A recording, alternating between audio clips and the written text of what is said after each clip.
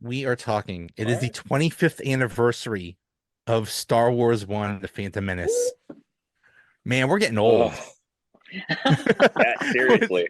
I've been on a long time, Joey. Okay, but 25 years since The Phantom Menace came out.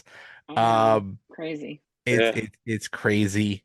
Before we talk about the movie, I want to talk about the lead up to the movie and the history. Um, you had, of course, Star Wars in 1977, Empire Strikes Back in 1980, Return of the Jedi in 1983, Yep. and Wasn't born then for any of those. there you go. Well, how old were you for Phantom Menace?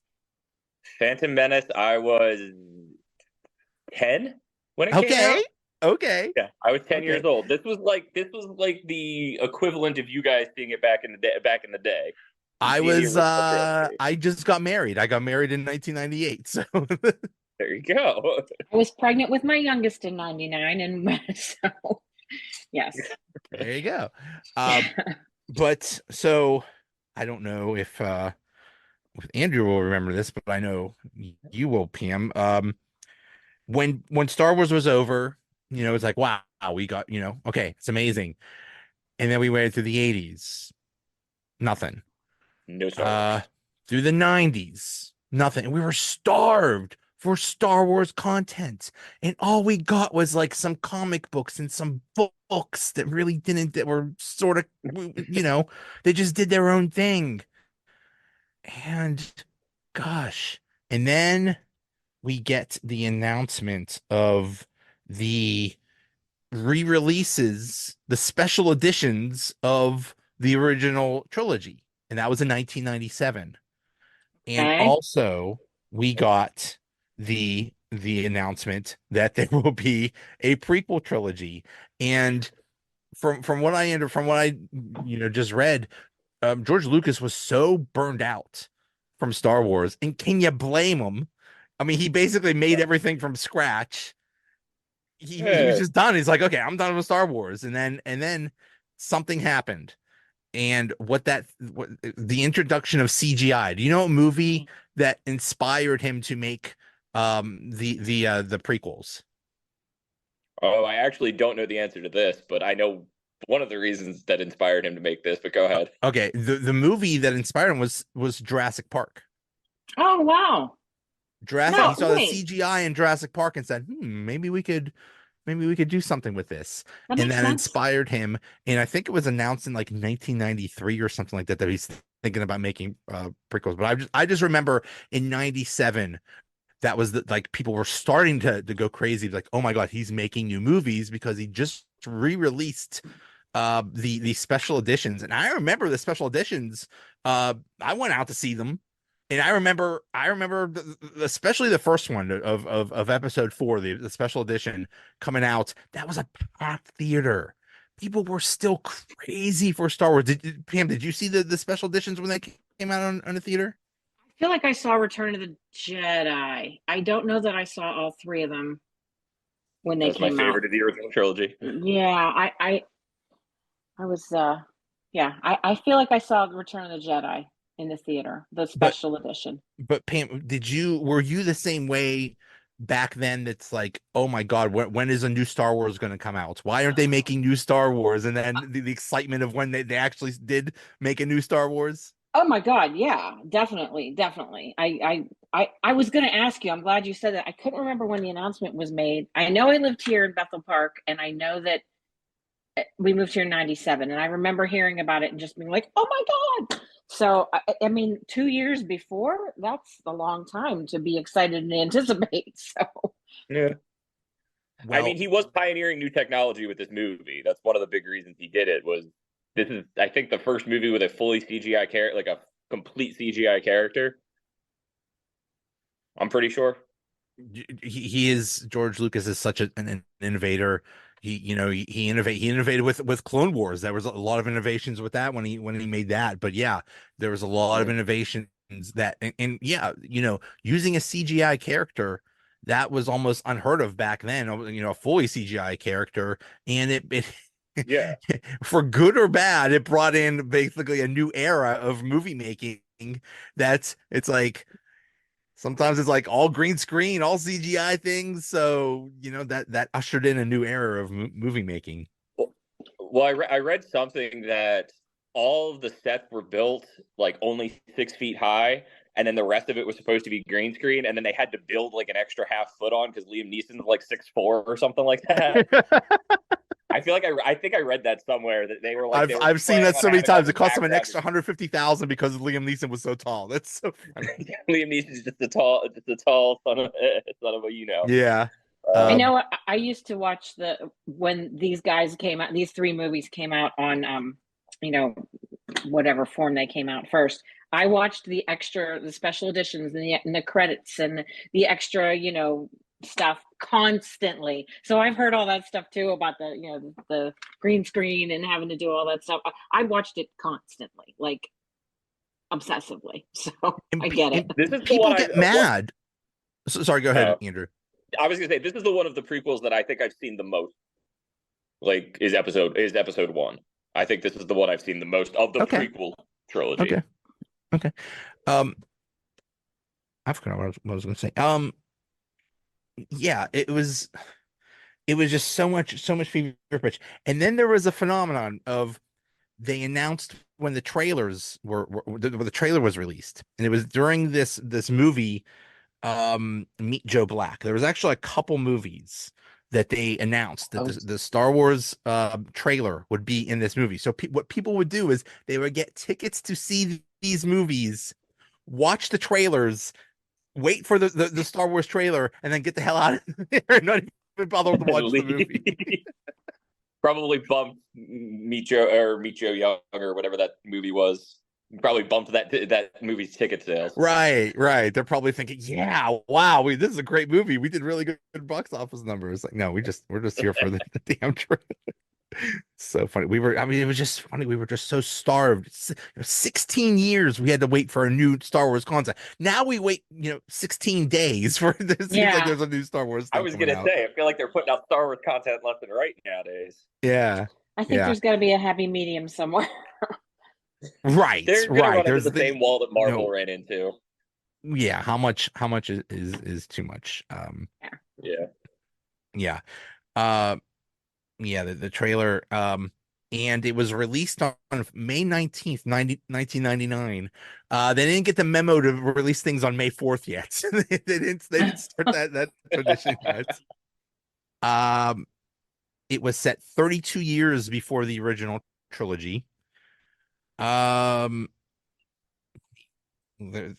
some things I just learned that kind of blew my mind. For the part of Qui-Gon, they were these actors were discussed. Denzel Washington, Tom Hanks, Morgan Freeman, and Kurt Russell were considered for the part of Qui-Gon. I could see Kurt Tom Russell. Hanks. No. Morgan Freeman. That would have been an interesting one. How did they go from those guys to Liam Neeson? They originally thought of Qui-Gon as like a really old grizzled dude with a big beard kind of thing. So I could see like a Morgan Freeman with a big beard or something like that. Or Morgan Freeman can do anything. Denzel was too young for that at that point in his career. I can't imagine Tom Hanks as Qui-Gon Jinn. No. That's called he was the It Man, so that was it. So. Yeah. That is true. Natalie was it Castaway around that time? Around that time, yeah. I mean, he could pull off the grizzled beard look if that's what they were going for. Maybe. Well, he did. Yeah. I mean, he in Forrest Gump was in 1994. So, Natalie Portman, who played Queen Amidala, she missed the premiere party in New York because she had to go home to study for her high school final exams. She was like 15 when they filmed this, or 14 or something like that. Yeah, she was not that old. Who did you hear who wanted to play Jar Jar Binks? Oh, Michael Jackson. Oh my God. That would have been amazing. That would have been interesting. Jar Jar gets a bum rap. We can talk about that, but he gets a bum rap. I'm sorry. Oh, we got a lot to talk about Jar Jar. We got a Poor Jar Jar. Oh no, poor Jar Jar. All right. Okay, so let's talk about the movie.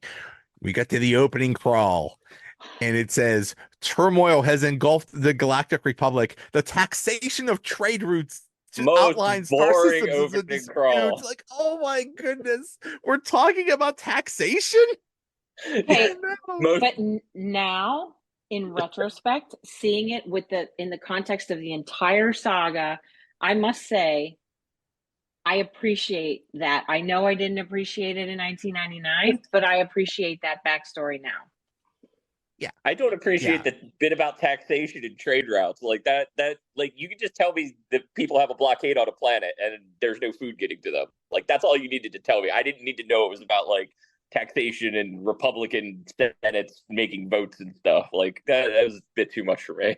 But Especially when I it was all 10 set years up old. what Darth Sidious, was doing. Yeah. And so yeah, so hoping to resolve the matter with a blockade of deadly battleships, the greedy Trade Federation has stopped all shipping to the small planet of Naboo. While the Congress of the Republic endlessly debates this alarming chain of events, the Supreme Chancellor has secretly dispatched 2 Jedi Knights, the guardians of peace and justice in the galaxy, to settle the conflict. And the first thing we see is Obi-Wan and Qui-Gon Jinn. Oh my God. Young Obi-Wan, played by Ewan McGregor, and Qui-Gon Jinn, played by Liam Neeson. Boom. And the first thing Obi-Wan says is, I have a bad feeling about this. We're going with the hits right away. Oh, I just man. remember getting such a thrill the first time I saw that. And I felt that same thrill seeing it this time in the same theater that I saw it 25 years ago. Like it was, yeah. The thing that I've thought, watching it again 25 years later is, just in general, the, kind of crapping on the prequels, saying, what is this? What is this crap? The prequels sucked. And it's like, but the more you watch it and seeing the first one again, they weren't bad. No. They were, I've always been a prequel defender. Always. Yeah, they're not as bad as people make them out to be. Yeah. And like the original trilogy gets, I think, rose-colored glasses a little bit. Like I agree. the original Star Wars it's good, and for its time, it was amazing. But it's a pretty basic story. Like it was nothing groundbreaking. Well, So he made it. He said he made it for kids, and we could see he made some of these these prequels also for kids, especially as some parts of this one. But yeah, I will always think that the original trilogy is the greatest thing ever, because that's me. That was me growing up. That was me as a 10-year-old watching these movies. It was my, so I'm always going to think that everything in the original trilogy is the greatest thing ever, even the murder bears. Even the murder bears. I like Ewok. I will defend Ewok. So Qui-Gon and Obi-Wan are there. Obi-Wan got rocking his braid. He got his Padawan braid, because that's the Jedi tradition of when you're Padawan, you wear your braid.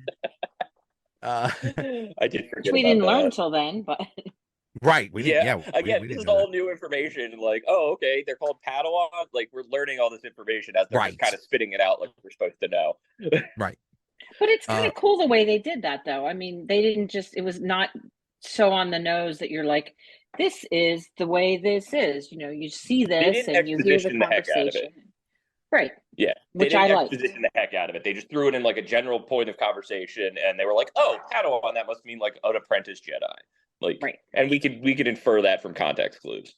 So I do have to ask, these first opening scenes on the ship, the Nemoidians, racist or no? Wow, why is he? I didn't even think of that. That's a big that was a big accusation, because, and I just heard that they based their dialect and stuff on like Asian Jap, a combination of things.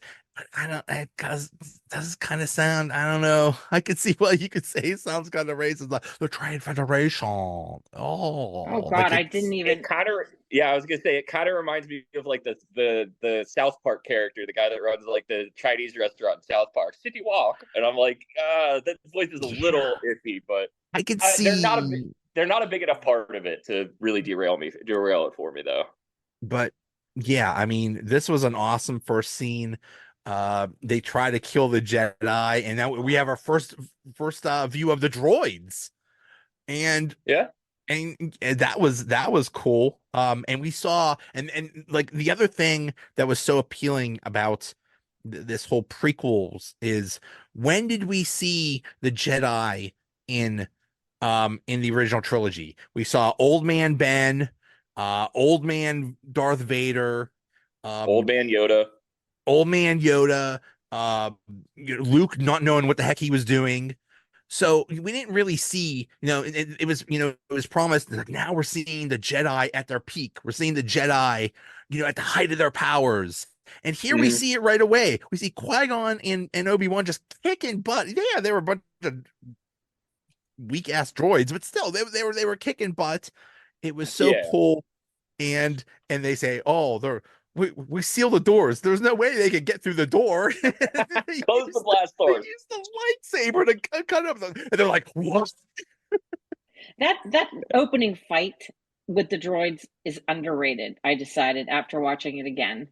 Oh, I It's enjoy the underrated heck out of that fight.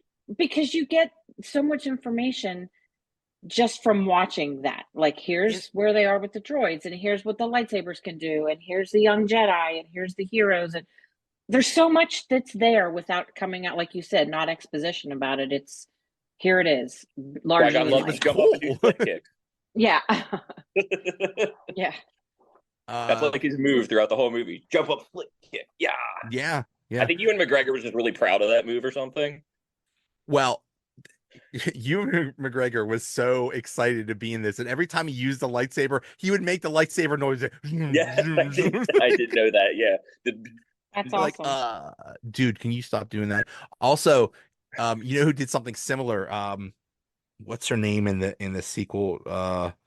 Admiral, um, what's her name? What's her name? The admiral that crashed the thing into the other thing. Oh, Holdo.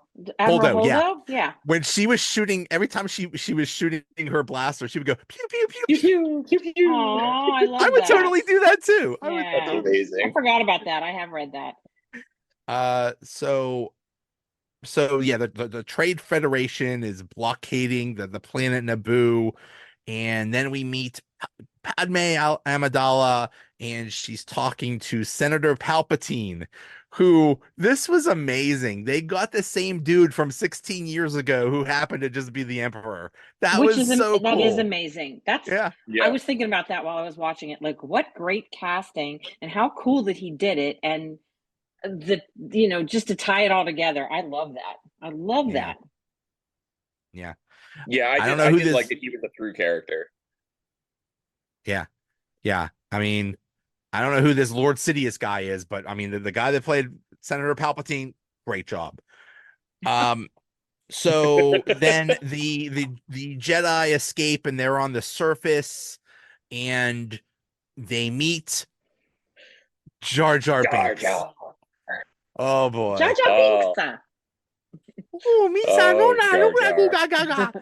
Uh, Trubisky Morty Munchen. I'm just gonna say I am not a fan.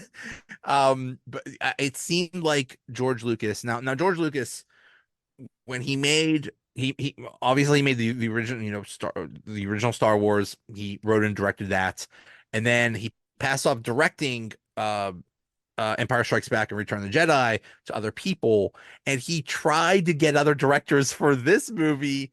He tried to get Ron Howard and like the big directors of the time, and they're like, "No, man, this is your thing. This is like we're not. I don't think we can handle this. This is your thing, man. You do your thing with this." So George Lucas basically wrote, directed, did the whole dang thing in this, and he said Jar Jar Binks, that's our big guy. That's gonna be our big character, and people hated the hell out of this dude. Oh, I never hated him. I mean, Sorry, never hated Okay. him. Okay. you That's never hated him. Never You didn't hated even him. find him like mildly annoying. No, I didn't. I don't know if it's because I Okay. had young kids at the time and my son was really into it. And he was, let's see, he was okay. almost 9 when this came out. So he was probably the right age, maybe. And that helped. So your son liked Jar Ma- Jar? Yeah, my son loved, I mean, he loved Okay. the prequels. He did. But he Um, was, but the Jar Jar character, he thought that was, cute or whatever. I He just mean, liked it. I think he did. I don't remember him not liking him. Okay. I mean, I and mean, I don't, it I, was geared toward kids. it So was. Yeah, if the kids like definitely. it, then that's, that there you go. My son was probably the I mean, perfect Jar age. Jar He was was their probably the merchandising. target Like, market. Yeah. Well, yeah. I can't say my son had an I action just, figure of Jar Jar, but I don't condemn this movie or damn this movie because of Jar Jar. Like, I know there are people out there that are just like like bile when they talk about this because of Jar Jar. He's more of an annoyance in scenes where I think he could just not be in, and the scene would have played better. But that's as far as I'll go on the Jar Jar hate. It was intended for kids. right. There were comedic parts of Jar Jar goofing around and stuff. So, And you him being know, clumsy and like awkward and you yeah, know who what character bothered me in this movie? It was never Jar Jar. The Roger droids got on my nerves. Roger, Roger, Roger, Roger, Roger. Roger, yeah. Roger. I don't do anything right. I'm useless And that completely. was Roger. They were so that inept. was that was also kind of the same thing for Right. comedic relief for I don't want to say for the kids, but it was basically for comedian the whole Roger Yeah. Roger thing. So Well, and they did that. They made the droids inept on purpose because Lucas wanted late down the road for there to be like an obvious reason why they went away from droids and went to clones. So he wrote it that way on purpose. okay. Comedic relief also, but like he wanted them to seem inept so that there would be like, oh, okay, that makes sense that we're going away from robots and going to clones later on in the story. We didn't know that, of course, at the time, but So they save Jar Jar and then they swim to the Gungan city and um Yeah. That is so gross. That grosses me out every time. I was not a fan of the Gungans either, gotta tell you. The But spit rolling off his mouth. they tell the Gungans, well, Qui-Gon and Obi-Wan tell them you need to help the people of Naboo. They're like, screw them. I mean, I'm sure they had a history, and I'm sure the people of Naboo are like, probably like, ooh, we don't want to associate with you scum. So I you weird probably frog wouldn't blame people. them for not helping them. Yeah, I Uh, mean, I don't blame them for not helping. The thing that this movie doesn't touch on that I really would have liked to see is how did the droids get to those cities and like push them out of the cities by like the end of the movie? Like, they didn't exactly look like they were aquatically equipped. I wanted to see how that happened. That would have been a cool because scene, they but were attacking the Gungans also, or we heard they attacked them or something like that. Yeah, how is that yeah, going to because happen? like they go to like a safe place towards the end, and that's when Jar Jar gets made like Bombad General and like all that stuff. They're not in the underwater city when that happens. I want to know how the droids got down there. Like Right. that would have been a cool scene for me. But again, I Yeah. digress. Yeah. What are you gonna do? What are you gonna do? Come after us? We're here in the water. You use that one foot in the water, you're gonna electrocute. Like what's what's the plan here? You have to assume there's Yeah, some cute little bubble ships that they could get into. Probably, yeah. You just have to Yeah. suspend that reality. You gotta we have to suspend make it up in our That's own right. head. It's way That's right. cooler up here anyway. So they get into some kind of weird submarine and they go Bongo. the bongo, and they get these big fish are chasing them, and then one big fish eats another big fish, and There's always and a bigger Qui-Gon's like, fish. there's always a bigger fish. Always a See, bit it kind of ruins that. Now, one thing watching it now is when I hear Qui-Gon Jinn and when I hear Liam Neeson, I think of the dude from Taken, and Oh my I was God, me waiting. too. It's I was just impossible not waiting for him to to. say, He has a very it's like, particular set of skills. I can make it. I don't know who you are, I will find you and I will kill you. I will find you and I will Yeah. get your midi chlorian counts and I will trade you. Imagine that. Imagine if they just somehow, use that as just like if he just like I'm like sure somebody to on the Darth YouTube Maul or has something dubbed like that. clips over that. Yeah. I'm sure somebody on YouTube has taken clips from Taken and dubbed it I'm over. sure they have. Oh, that's great. So the Lord Sidious says he'll take care of the Senate, and then they quote unquote capture the Queen, and it was just like, oh, victory. And then but the Jedi come, they rescue the Queen, they tell her to come to Coruscant, and so it's Padme and a bunch of handmaidens, and One played by Keira or no, I'm Knightley. sorry, Queen Amidala and a bunch of handmaidens. And by the way, the Queen was played by Keira Knightley, and the handmaiden was played by Natalie Portman. And Who apparently look they were almost like identical. twins. You couldn't tell them Yeah. apart. Yeah, they look almost identical. It's weird. And then we're introduced. So they try to escape the blockade, and they were introduced to R2D2, who I guess was working for Naboo or something like that.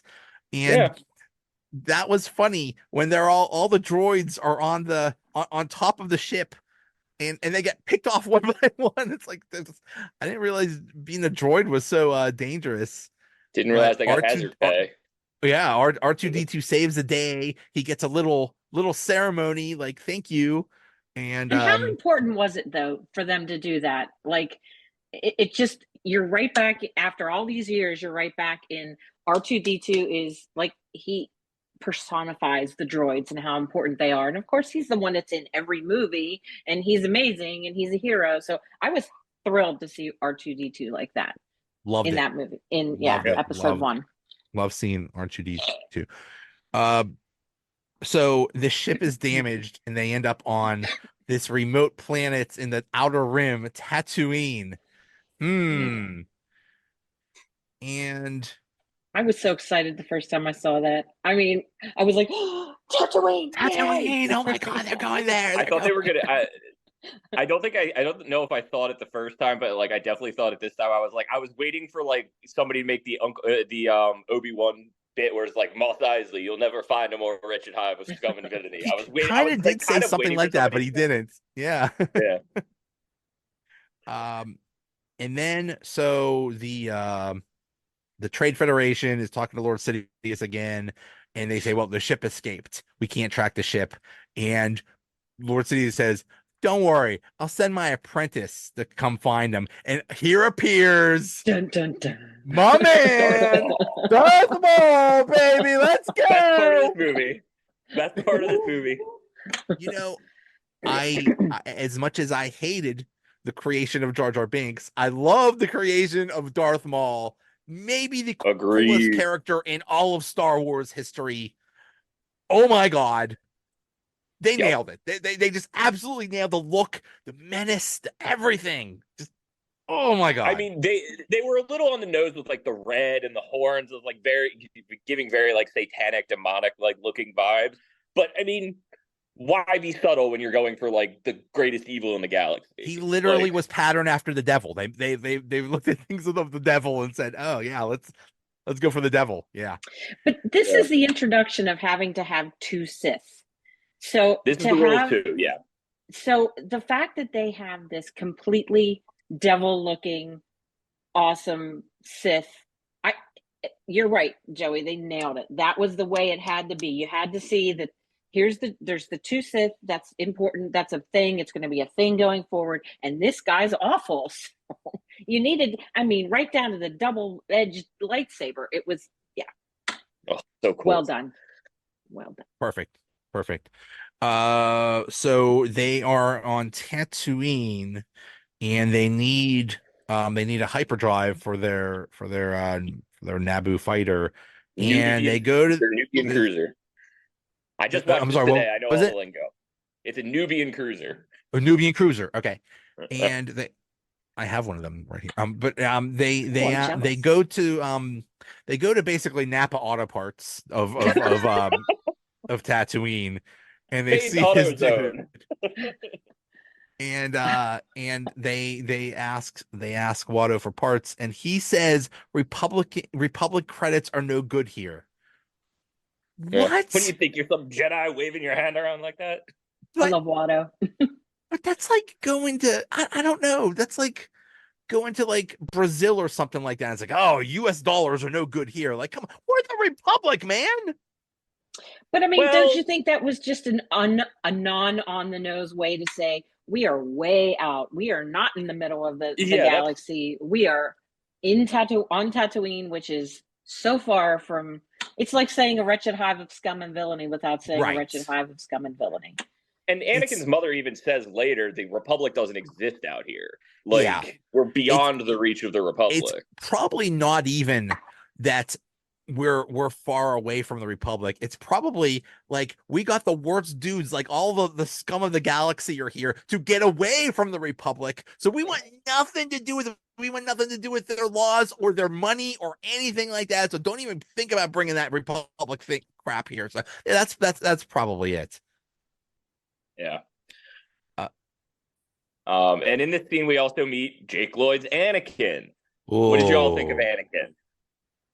What did y'all think of Jake Lloyd's okay, portrayal? okay, It was adorable. Because I know this. okay. I know this is another big point. Cute little boy. He quit acting because he got so much crap for his Yeah. portrayal of Anakin Skywalker. What are you doing ripping on a little kid? What do you He want claims from this this ruined kid? his life. Yeah, he Goodness. claims this ruined his life. He still appears at conventions, though. Yeah, I think he's recovered from that. Yeah. They're like they're probably like, hey, you want to appear at this convention? You're like, oh hell no, I want nothing to do with Star Wars. They're paying you 25,000. You know what? I'll be right there. What In that do you case, want? yeah. Sign me up. I love the way they did Anakin, and I really thought about that this time when I saw it. Sweet, adorable, blonde. The line he gives without thought of what he's getting in return, or however they say that. It's so Yeah. important that you know that about Darth Vader. So I think it was extremely well done. But And Pam, let me ask you this: Are you an angel? I hear the deep space pilots talk about them all the time. Are you angels on the moons That of was such a Iago. that was such a random line. For That Oh, a was it's so 9-year-old. cute though. But that was my thought back then, and even Russia now is like, man, immediately Anakin was a little horny for Padme. Like immediately, like he's 9 and she's 14, and he got the Yeah. hots for her right away, man. But I Man, think, shoot your shot, bro. but the fact that he asks her if she's an angel makes it so that it's not just that he has the hots for her. Like he just thinks she's amazing from the first time he sets eyes on her. Like I don't know. I kind They of very much play it as it's love. He's in love at first sight. That comes across. Jake Lloyd is not, again, he's not a deal breaker for me in this movie. He's not great. Don't get me wrong. I'm not going to like hand this kid an Oscar for he's like best adorable. performance. He's a kid. He's a kid just playing a kid. Like what do we now? Now I thought it was interesting that originally they wanted Anakin to be 12, but they changed it to be him being 9 years old. So I think they wanted, like you said, Pam, the innocence, the little boy, this little boy, and we know what he becomes, but it's like he's just this innocent little kid. And so I thought that was a good choice to make him younger, to make it even more Yeah. And innocent. it's only 5 years. People make such a big deal about the age difference. Like, come on, by the time they're upper teenager years, who cares that there's 5 years between that? Yeah. That criticism always annoyed me. Like, okay, big deal. So there's no 9-year-old who has a crush on a 14. You're like, Yeah, who didn't have a crush on their babysitter? Exactly. Every 9-year-old boy ever had a crush on a 14-year-old girl. That criticism annoys me. Can we take a little side note right here? Because this is a good time to talk about it. How about the image that came out before the movie came out of Anakin with his backpack and Darth Vader as the shadow? If that wasn't the most impactful, awesome one, like everybody talks about the, original Star Wars movie posters, but for me, that image, other than Rogue One, seeing the Death Star on the horizon, which is awesome, It was that image is absolute amazing. perfection. It was Yes. absolutely Yeah. perfect. This Yes. little boy just standing there, but in the Innocent. shadow, and you see Darth Vader. Like, Yeah. wow, Yeah. Like it gives Yeah. you chills. It gives me chills even to think about it. perfect, Like yes, it's absolutely perfect. perfect. And you I think, agree. how? Yeah, perfect. Yes. We also meet C-3PO, who Anakin built. Yeah, Which is which is cool. was that ever hinted at in the original trilogy that okay. Anakin built 3PO? Here's what happened. It was not ever hinted because there was a time in Empire Strikes Back when they capture uh you know when they capture Leia and Han and On Cloud City. C-3PO Yeah. and Chewbacca where like I remember they had that really awkward dinner. Yes. Yeah. And That now really awkward dinner. not in the Empire Strikes Back, not in the movie, but in like the novelizations years later, there was a scene where Vader looked at C-3PO and said, "Oh yeah, I made you." And yeah, hey, I remember when I was a kid, and I remember when, I you did know, read I that. was, that previous life. I But remember it this wasn't in the stuff. movies. It was not. No, No. no. It was Okay. Yeah, retcon basically. Okay. All right. I was Um, just curious. I was curious about that. yeah. So and R2D2 meets C-3PO, but C-3PO is not totally built. He's just a He's bunch of naked. yeah. Yeah, he's R2D2 naked. says you're naked. Hey, bro, you're naked. It's like, oh yeah. My pause is showing. I think it's cool to think about Anthony Daniels and how consistent his C3PO was for all these movies. And he's so consistent. You would think there would be differences. There are none. Brilliant. Brilliant acting, underrated acting right there.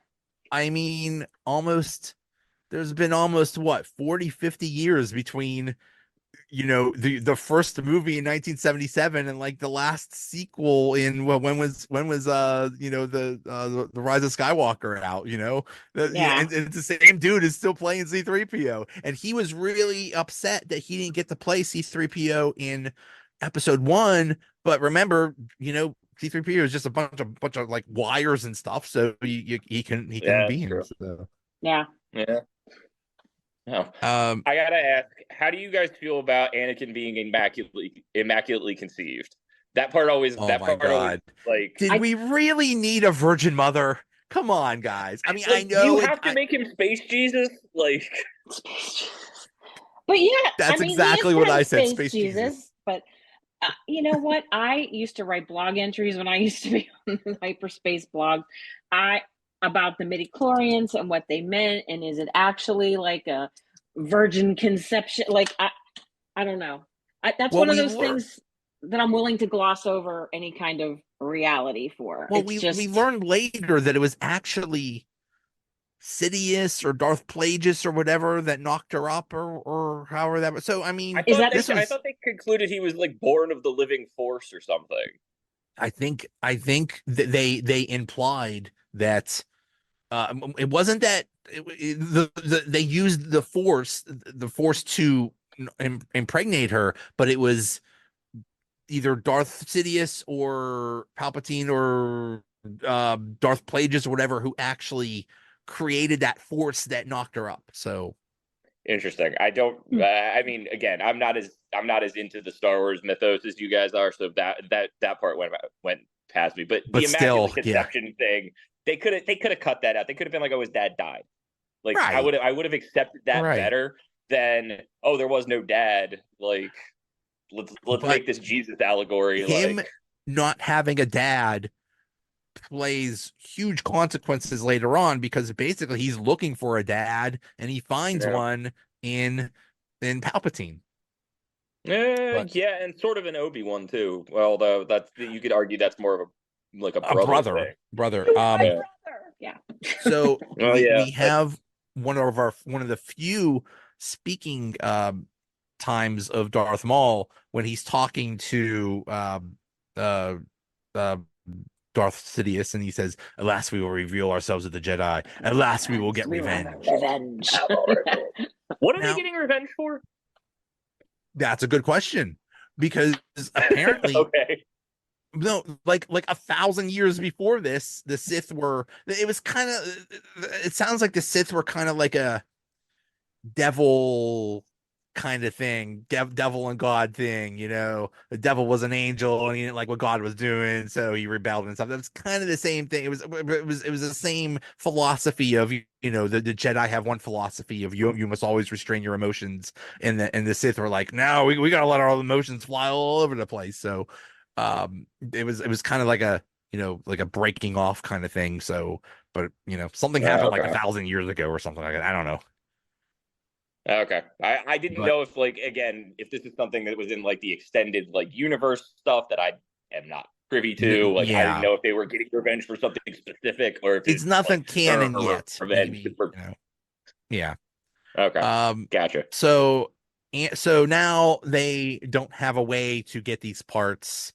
Anakin says, I'll win the pod race and I'll get the parts. And Padme's like, are you sure you want to do this? The Queen will not approve. And Qui-Gon says, the Queen doesn't need to know. I love that Qui-Gon line. knows what's up. Yeah. Oh, Qui-Gon He knows. knows. Qui-Gon 100% knows that's the Queen. Totally knows who he's talking to. So I thought that was really, really cute. He's just egging her on. Well, I like that Yeah. he does it again where he's like, the Queen trusts my judgment. And she's like, you assume too much. And I'm like, yeah, they know what's up. Um, so this is now we get to the part where Qui-Gon tests the blood sample of Anakin and sends it The over. midi-chlorians. And, Yeah, he's over 20,000 midi-chlorians. That's even more than Master Yoda. No Jedi Oh, has a count that high. I'm like, yeah. The whole midi-chlorians, people were big mad about that. Oh boy, what do we think about midi-chlorians? I like the idea. I mean, I'm the Star Wars. I suspend all realities and I go into the Star Wars mode. So you know what? I kind of like the whole midi-chlorians thing. Like I said, I wrote a bunch of blog entries about it. There's something to be said for that. Like, oh, okay, there's a measurable way to see that Anakin Skywalker is crazy off the charts, stronger in the Force than others. I liked that concept. I thought that was cool. Honestly, I'm happy that they kind of disregard it later on in the series. They Well, really don't talk about the midi-chlorians No. much in the later movies, and I'm kind of glad.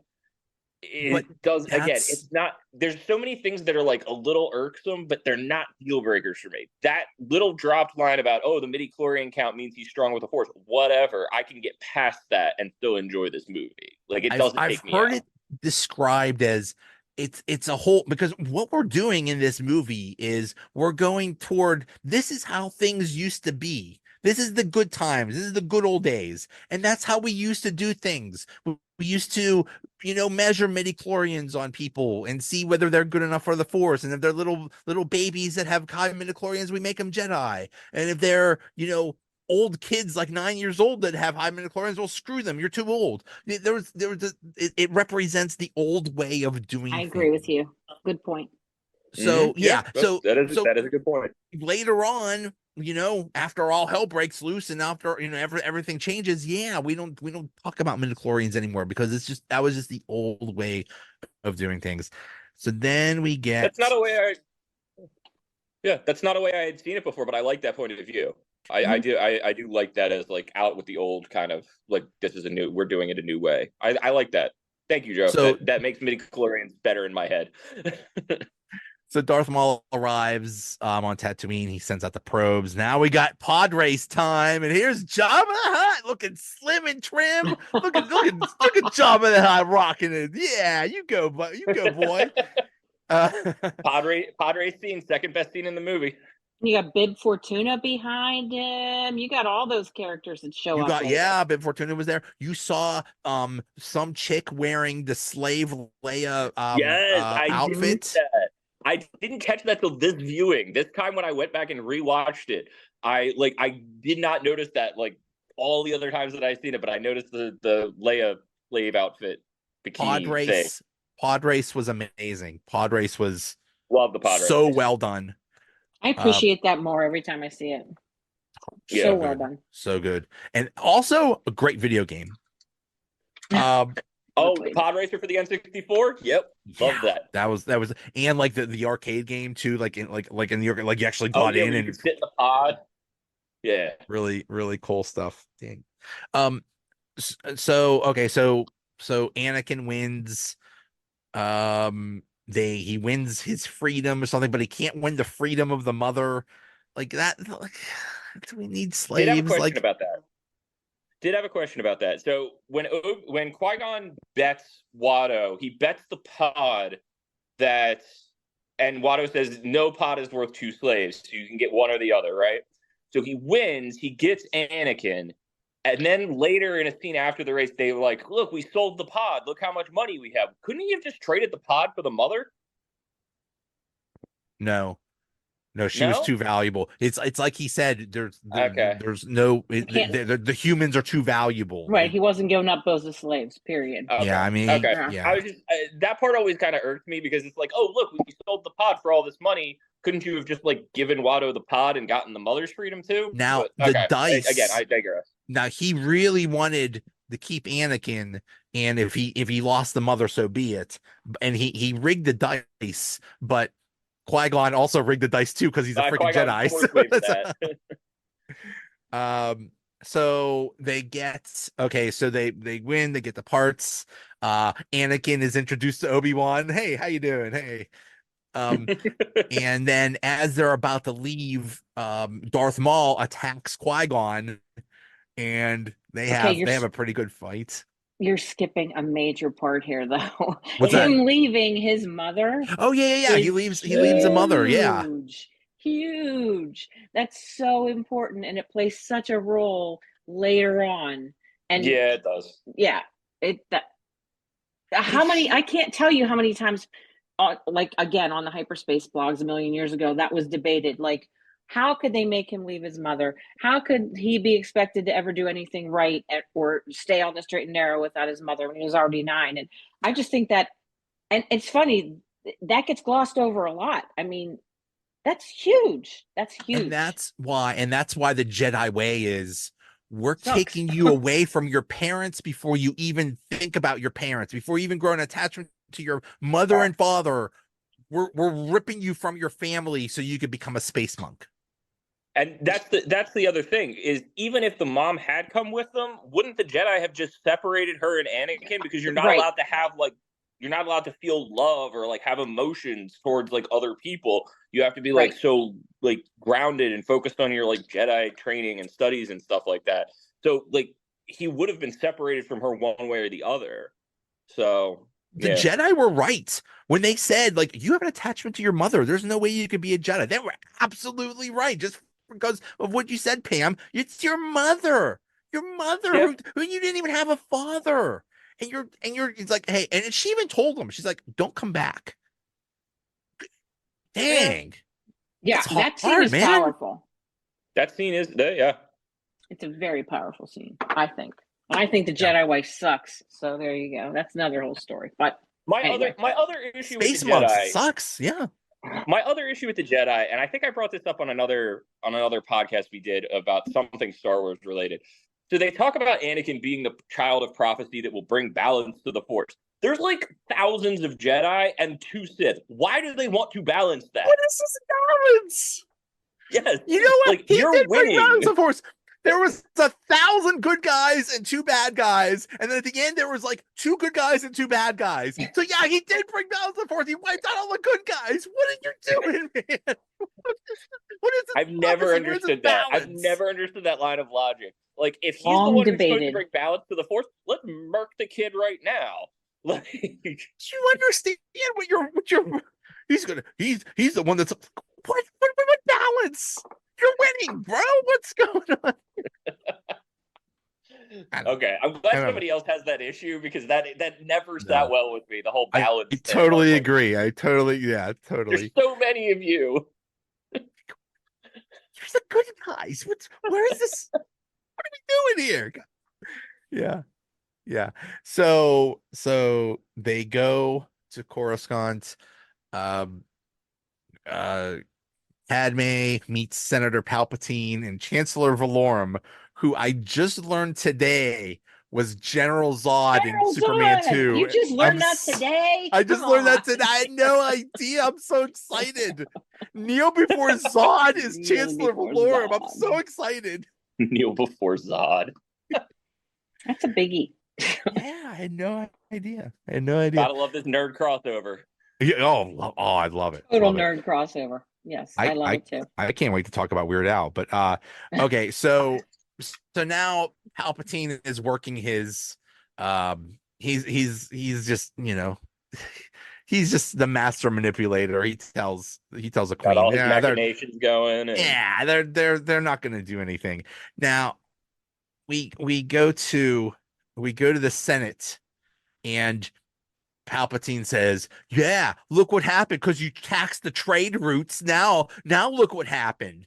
And this drives me crazy. The Trade Federation comes like, "What are you talking about? We didn't do nothing. What are you talking about? Like, how is there no?" And then the whole thing was debating whether they invaded the planet or not. Like, isn't there no CNN in Star Wars or something like that? How would we? How are we? How are we doing? How are like that was just really annoying.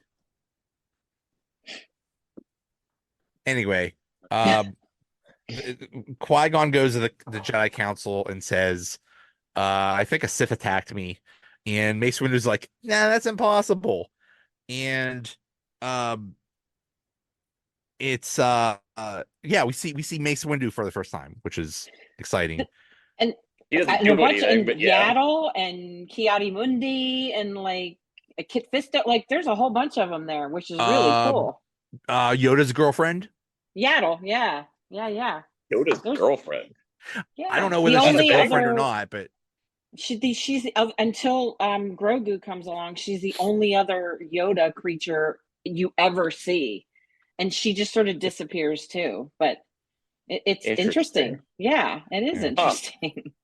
And yeah, there's a bunch of characters in that Jedi Council that are interesting. Yeah, so he tells Qui-Gon says, "Hey, there's a Sith that attacked me." Like, that's impossible. Come on. He also says, "Oh, by the way, I found this kid. I think he's the prophecy of the chosen one." And like, oh, that's Pretty sure I nice. found Space Jesus. It's fine. Yeah, yeah, yeah. And they're like, I okay, I guess we'll see. I guess we'll see your little space Jesus, whatever. That kind of makes you hate the Jedi Council right off the bat. Oh, I was like, totally. oh, well, you're a bunch of jerks, you know? Yeah. And I thought they were Yeah. a bunch of jerks to Anakin because Anakin's Horrible. like, yeah, like you got this little boy, like you actually like your mom, you weirdo. We don't like Yeah. you. Like, You have too much of a bond. No Jedi training for you. yeah, yeah.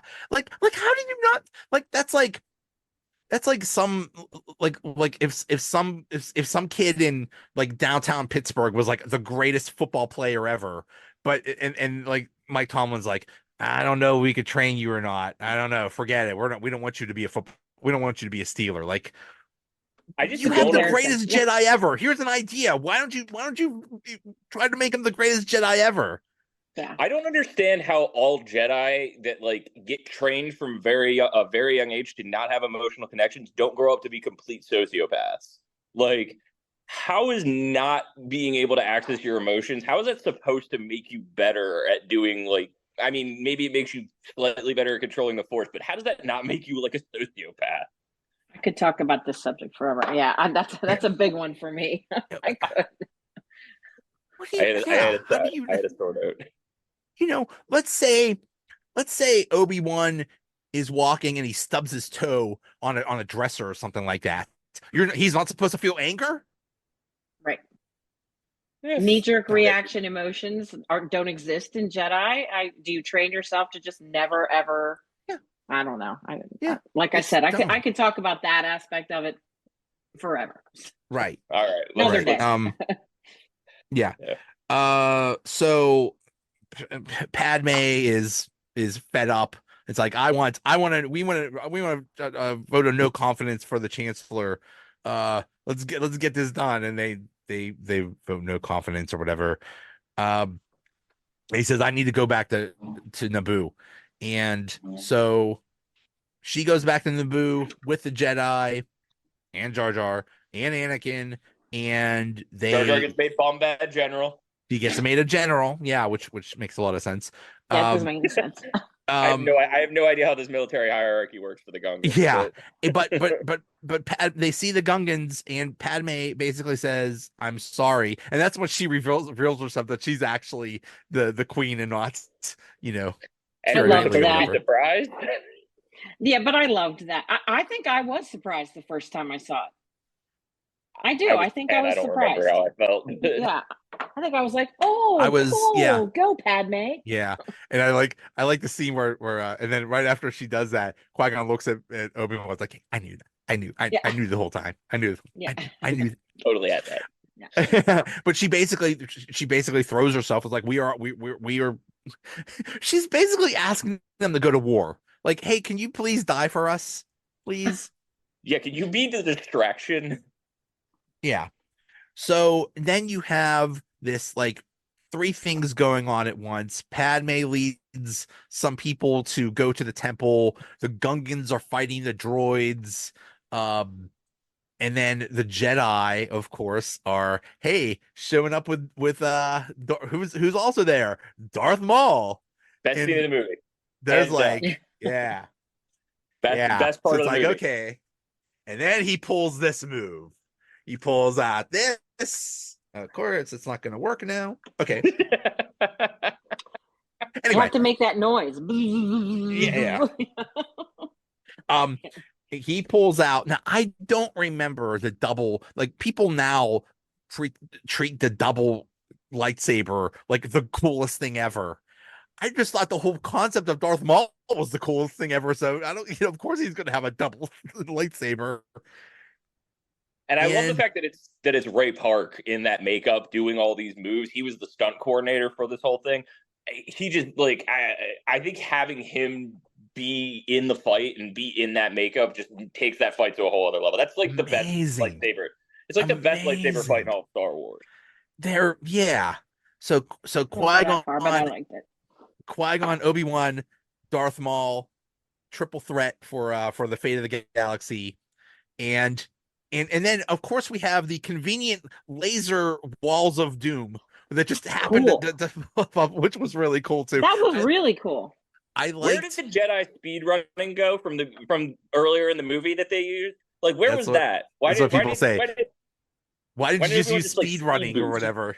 Yeah, why didn't he just like speed boost down the hallway? Yeah. I don't know. Maybe he did, and they cut No, that scene I don't know. behind or There's some explanation for it, but yeah, I like when the walls were up and they're all waiting, and Qui-Gon uses this time to meditate. He's like, okay, or maybe he took a nap. I don't know. I mean, he is kind of old. I mean, he's all about like being in touch with the living force and being present. I think that like fits for the character. It is a bit of a weird thing to do in the middle of a fight, but I mean, whatever. Yeah. So Darth Maul kills Qui-Gon, and oh crap. Now it is kind of annoying. They just stabs him once in the middle in the midsection, and like nowadays you stab somebody in the midsection with a lightsaber, and it's just like a little just a little. You go to urgent care and you get that all fixed up or whatever. So that was a little annoying. Um, but Obi-Wan is able to kill Darth Maul, and this really annoys me that Darth Maul he's quote unquote gone, and he comes back like a million times. Why did you even kill him then? My thing is Qui-Gon gets stabbed once. Freaking Darth Maul gets bisected and somehow comes back, but Qui-Gon getting stabbed once can't come back. Like that's except as a Force ghost. That was one of the very first memes ever. It was sail at the mall, everything half off, and it was this picture Sail of at Darth the Maul. mall. I've never seen that. Yeah, That's awesome, and bro. and like Darth Maul was one of the greatest characters. Why did you just? I don't know. That's just annoying. I agree. It was made it sort of useless. Like, what was the point there? They just brought him back anyway, in like in like the Clone Wars cartoon and the Rebels cartoon, and it was amazing stories and stuff. But it's like he's such a great character. And anyway, but it was called that music was called Duel of the Fates, and it's like that was it. What if Qui-Gon defeated Maul right there? What if Qui-Gon lived? Everything would have been different. Everything he would have trained Anakin. Anakin would not have gone the way he did, everything would be Supposedly. okay. Yeah, supposedly, yeah. And let's talk about the other. Let's talk about the other part of this like three-pronged attack, where Anakin accidentally destroys the like droid control ship. This part again irked me. Like, I don't love the fact that he accidentally crashes in and accidentally fires the torpedoes that blow up the ship at the end. Like, it's just that's a little like that's a Hey, little what's this too. button do? Pew pew pew, and it destroys the Uh, entire army. But it's not accidentally. It's the Force working through Anakin. It's all those midichlorians coursing it's through all his those veins. midi-chlorians. He's I just meant to love how all the be pilots this are like, pilot. "Why is it blowing up? We didn't hit it. Like, we haven't done anything. Why is it blowing up?" It's not that. I mean, I totally believe that, Anakin, because I mean, Anakin was not supposed to be a pod racer. No human is supposed to be a pod racer with all those controls and Yeah, stuff. So obviously he's using the Force already. But yeah. what are you doing allowing one starship to even get through your most important defenses? Like what? Did the guy that designed the Death Star also design the Trade Federation control ship? Apparently. Because They used the same space architect. yeah, yeah, like my goodness, two shots knocks out your entire army. You might want to consider a better design there, guys. My And why did goodness. like if he just like randomly crash, not randomly, but the Force makes him crash into like the hangar bay? Why didn't more ships just try to fly into the hangar bay? Right, Like, apparently that was the way right. to do it, and they're like spending all this time shooting from outside. Just fly into the hangar bay. Everybody Apparently just go that's to how you that do one it. spot. Yeah. Yeah. But Anakin's not normal. That's normal thinking. That's We're normal willing to space talk. All right, thinking. you call it the Yeah. Force, I call it a plot contrivance. It's fine. Oh, either both. They're both correct. It's fine. Uh, So the army is done, and Padme gets in. They use the Batman repel thing to go up the building. They oh go yeah. in, I love that. I love that. and she goes into her lazy boy and picks and opens a door and has a bunch of guns there and just The start. little armrest, the guns. Yeah. Let me grab I my love blaster. that.